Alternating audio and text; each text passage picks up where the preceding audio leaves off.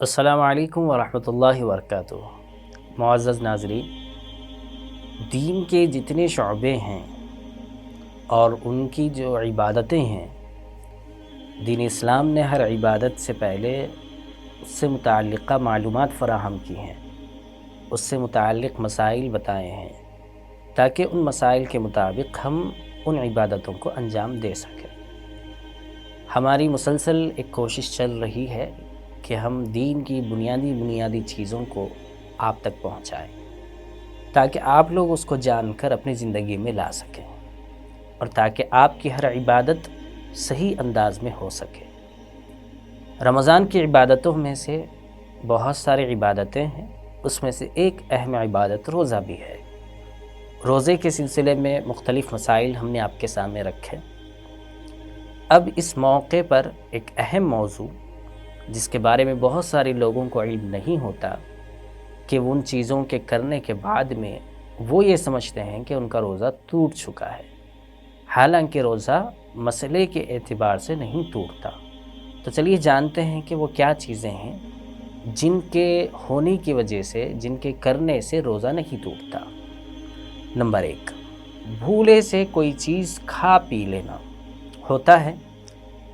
جب ہم 11 مہینے 3 وقت میں کھانا کھانے کے عادی ہوتے ہیں تو رمضان شروع ہو جاتا ہے، تو پہلے روزے یا دوسرے روزے میں ایسا بعض لوگوں کو یہ بات پیش آتی ہے کہ وہ غلطی سے کوئی چیز کھا پی لیتے ہیں۔ تو غلطی سے کوئی چیز کھا پی لیے تو ایسی صورت میں ان کا روزہ نہیں ٹوٹتا، لیکن مسئلہ نہیں معلوم ہوتا تو لوگ یہ سمجھتے ہیں کہ اب ہم نے کھا پی لیا، چلو اب روزہ رہ گیا، روزہ ٹوٹ گیا، یہ سمجھ کر پھر مزید کھانے لگتے ہیں۔ تو معلوم نہ ہونے کی وجہ سے، یاد نہ رہنے کی وجہ سے غلطی سے کوئی چیز کھا پی لی تو اس سے روزہ نہیں ٹوٹتا۔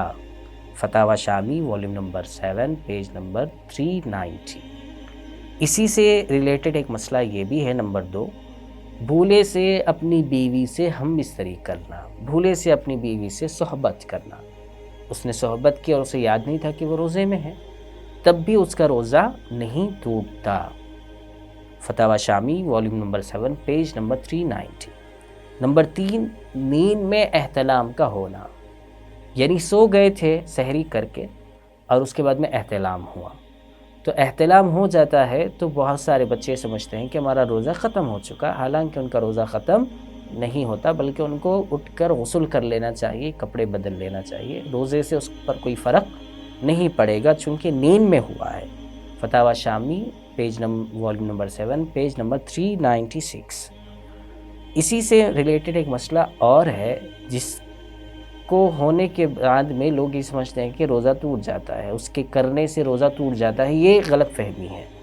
نمبر 4، سر یا بدن پر تیل یا کوئی مرہم وغیرہ لگانا۔ سر پر کبھی کوئی زخم ہو جائے یا سر میں درد ہو تو اس سے تیل لگا لیا، یا مرہم پر کوئی، یا زخم تھا اس پر کوئی مرہم لگا لیا، تو اس سے بھی روزہ نہیں ٹوٹتا۔ لوگ ایسا سمجھتے ہیں نامعلوم ہونے کی وجہ سے۔ فتاوی شامی والیوم نمبر 7 پیج نمبر 395۔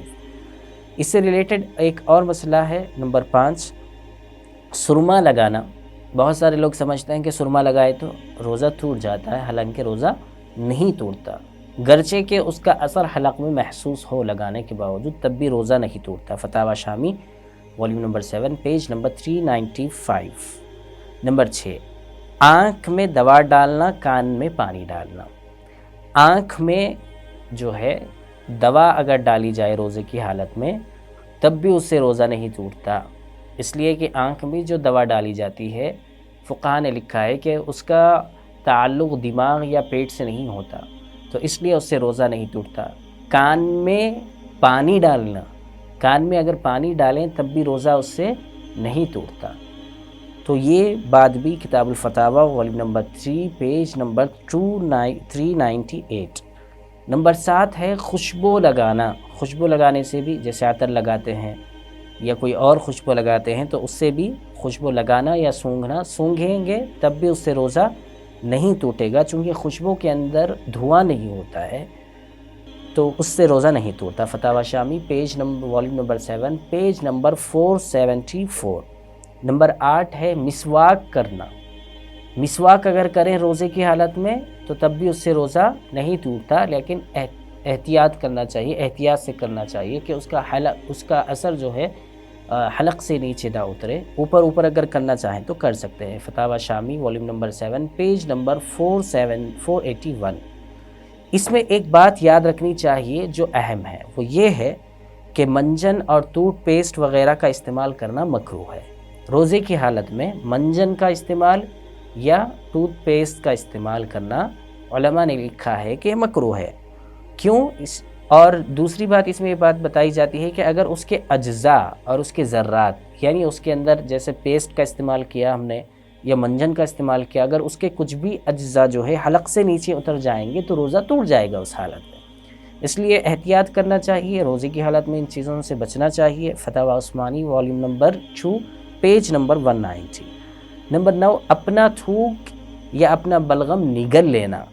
اپنا تھوک یا بلغم نگل لینا، اس سے روزہ نہیں ٹوٹتا۔ بچپن میں بچے جب نیا روزہ رہتے ہیں تو ان کو ایک بات بتائی جاتی ہے کہ تھوک نہیں نگلنا، تو اب وہ بیچارے سحری کرنے کے بعد سے جو تھوکتے رہتے ہیں اور جو ہے بلغم نکالتے رہتے ہیں، نہیں کرتے ہوئے جو ہے باہر نکالنا شروع کر دیتے ہیں، اب وہ 1 گھنٹے کے اندر ہی تھوکتے جا رہے تو زبان سوکھ جاتی ہے اور وہ روزہ مکمل نہیں ہوتا۔ وہ 1 گھنٹے کے بعد میں پانی کی تیز شدت سے پیاس ہونا شروع ہو جاتی ہے، بچے آ کے ماں باپ کے سامنے رونا شروع کرتے ہیں کہ ہمیں بہت پیاس لگ رہی، ماں باپ اس کے نتیجے میں کہتے ہیں کہ روزہ توڑ دیجئے، افطار کر لیجئے۔ تو اپنا تھوک یا اپنا بلغم جو ہے نگلنے سے روزہ نہیں توڑتا۔ فتاوی شامی والیوم نمبر 7 پیج نمبر 413۔ اسی طریقے سے ایک چیز اور ہے، چنے سے کوئی چیز دانت میں پھنسی ہوئی تھی، اسے منہ سے نکالے بغیر نگل لینا۔ ایک ہوتا ہے کہ چنے سے کم کوئی چیز پھنسی ہوئی تھی اور اسے باہر نکالا پھر نگلا، تب روزہ ٹوٹے گا، وہ روزے کو توڑ دے گی۔ لیکن چنے سے کم کوئی چیز پھنسی ہوئی تھی دانت میں اور اسی کو اندر سے اندر نگل لیا، باہر نہیں نکالا، تو اس سے بھی روزہ نہیں ٹوٹتا۔ کافی سارے مسائل ہیں، آپ لوگ اس کو اچھے سے جانیے۔ فتاوی شامی والیوم نمبر 7 پیج نمبر 398۔